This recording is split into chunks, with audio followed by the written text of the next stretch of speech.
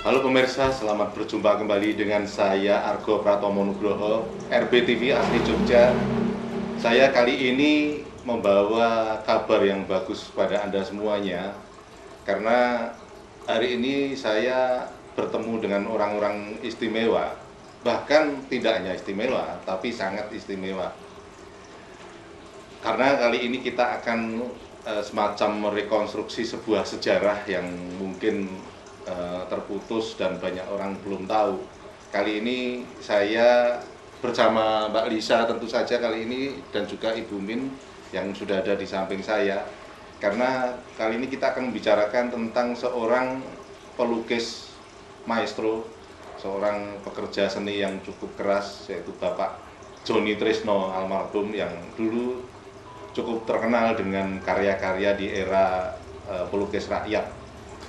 Kali ini karena belum banyak cerita tentang Pak Johnny Trisno, sengaja saya menemui juga Mbak Lisa sebagai putrinya, putri Pak Johnny Trisno, dan juga Ibu Min Brojo. Anda kenal Bu Min Brojo ini cukup punya nama juga di tingkat nasional maupun internasional di bidang seni juga, seni peran khususnya.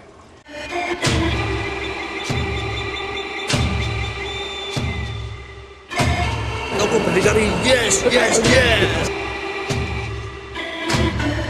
Kongo berdikari, yes, yes, yes.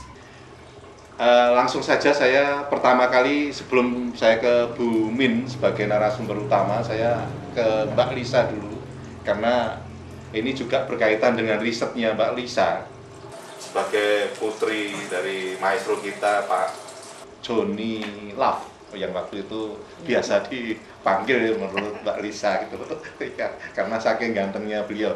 Gimana ini Mbak Lisa? Selamat jumpa Mbak Lisa. Mbak Min Brojo atau Bu Min Brojo, kalau Mbak kayaknya terlalu jauh. Eyang ya nggak apa-apa kok. Udah Eyang, udah putih seusia putranya Bu Min loh saya. Oke Mbak Lisa, yang Anda lakukan ini sebetulnya kan ditunggu oleh generasi muda pelukis seperti yang sekarang ini melukis di sini, seperti ada Mbak Wati, ada Mas Yan, dan ada kawan-kawan Mas Adi yang lain-lain juga yang tidak bisa saya sebutkan satu persatu. Nanti saya juga akan bertanya juga.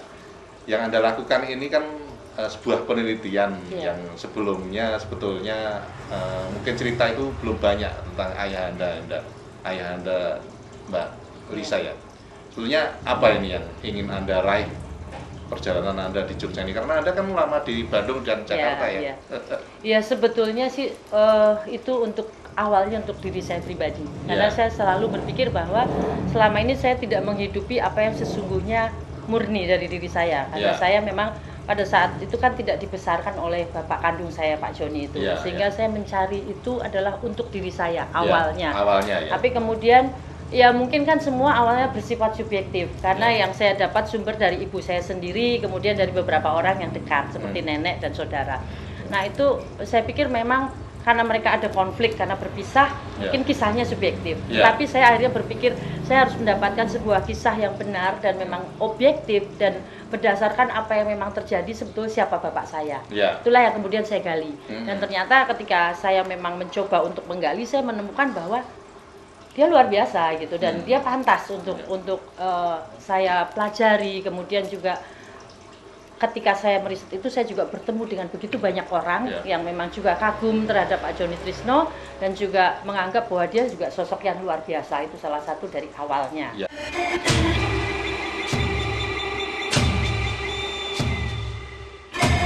Aku berdikari, yes, yes, yes. Kongo berdikari, yes, yes, yes. Gitu.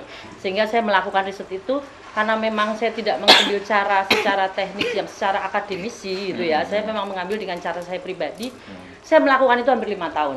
Dan ketika di tahun yang ketiga itu dari riset itu, sebetulnya sudah diminta sama ITB untuk pameran itu dijalankan, dan saya memang membuat buku untuk ITB bapak Bandung, saya di Galeri Sumarja sama Mas Aminuddin Siregar Ucok.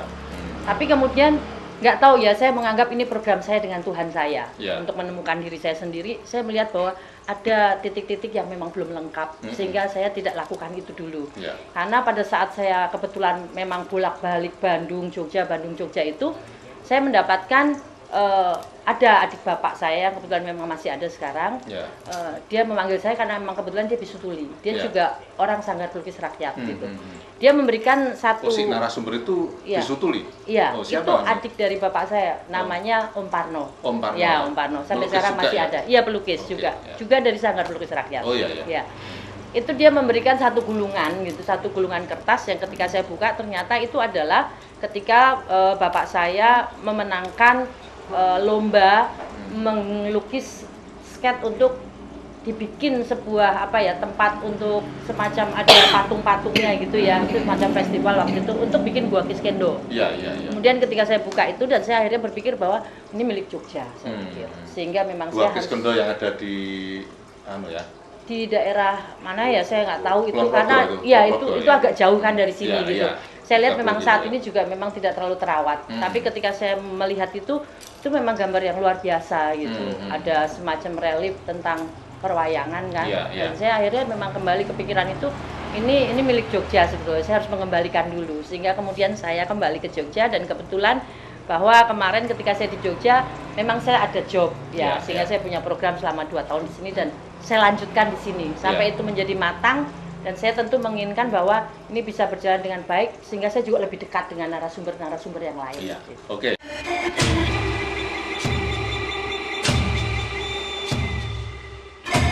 Toko berdikari, yes, yes, yes.